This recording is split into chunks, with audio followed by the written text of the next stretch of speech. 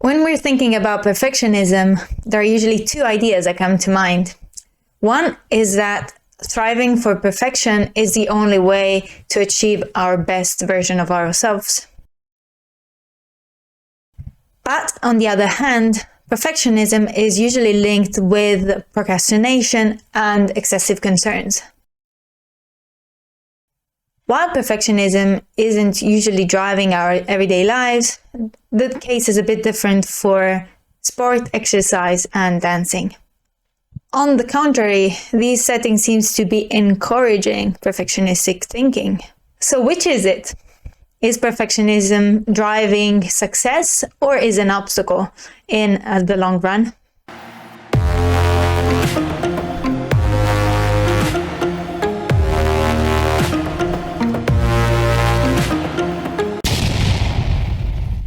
Frost and colleagues in 1990 defined perfectionism as high standards of performance which are linked to the tendency of overly critical evaluations of own behavior.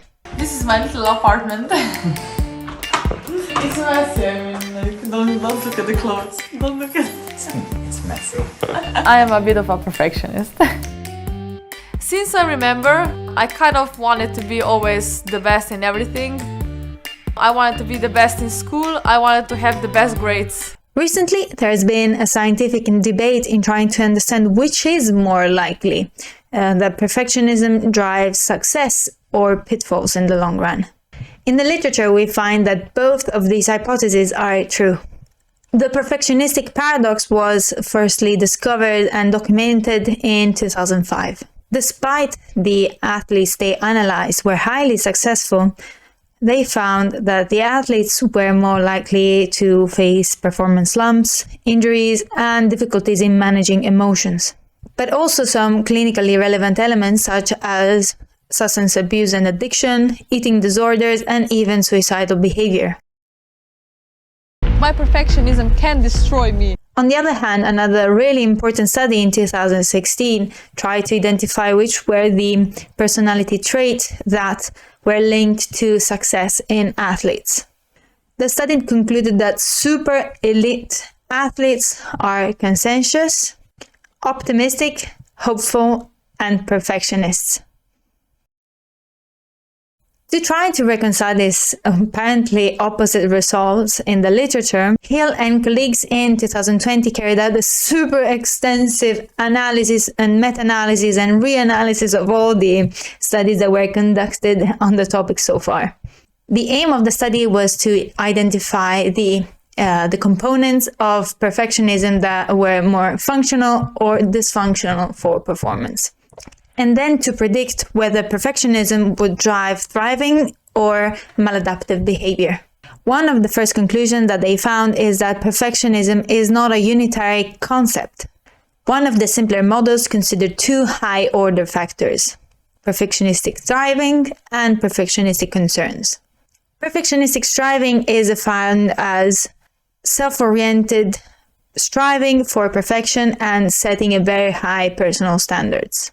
That seems to be quite okay, right? On the other hand, perfectionistic concerns is defined as concerns over making mistakes, fear of social negative evaluation, and negative reaction to imperfection. This is probably not so good. The main issue with these concepts is that they're highly correlated.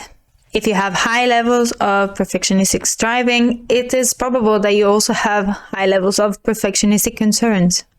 I won't go too much into the statistical details, but it is possible to try to account for the single and unique effect of one factor and the other.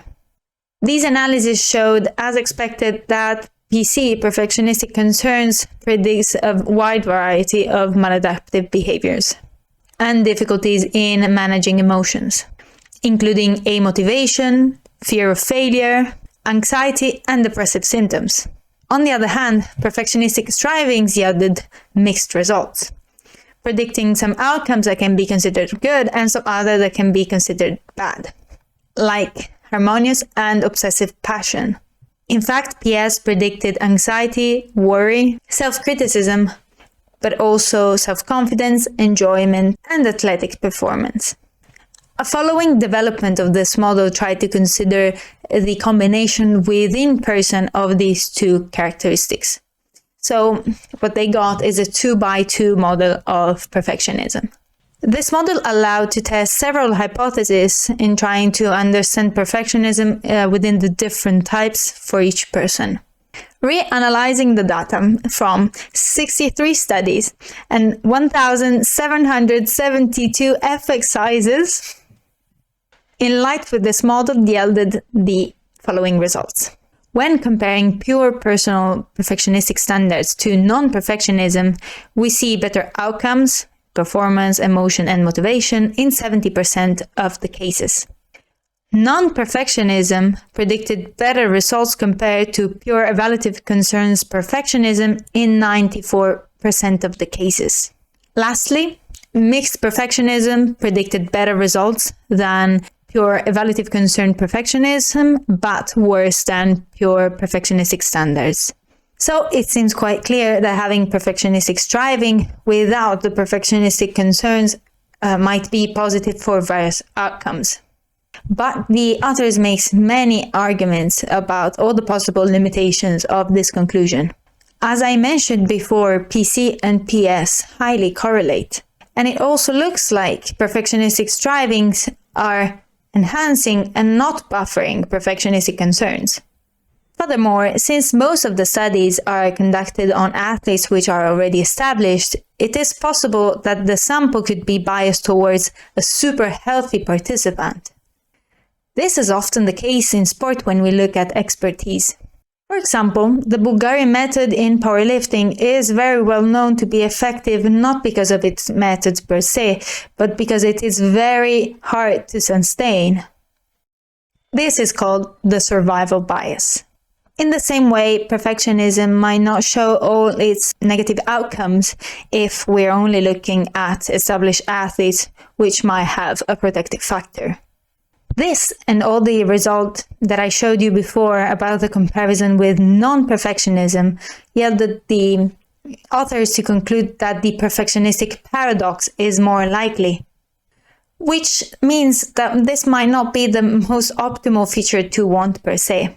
So if you're not a perfectionist, good, I wouldn't worry too much about it.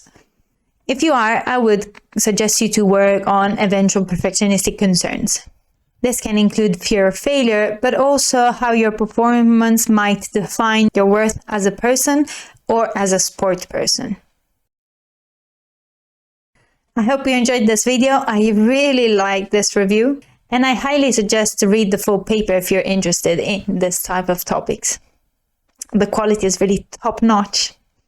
Remember to subscribe, to put the notifications on, and to put a like if you like this content. I'll see you in the next video, and stay psyched.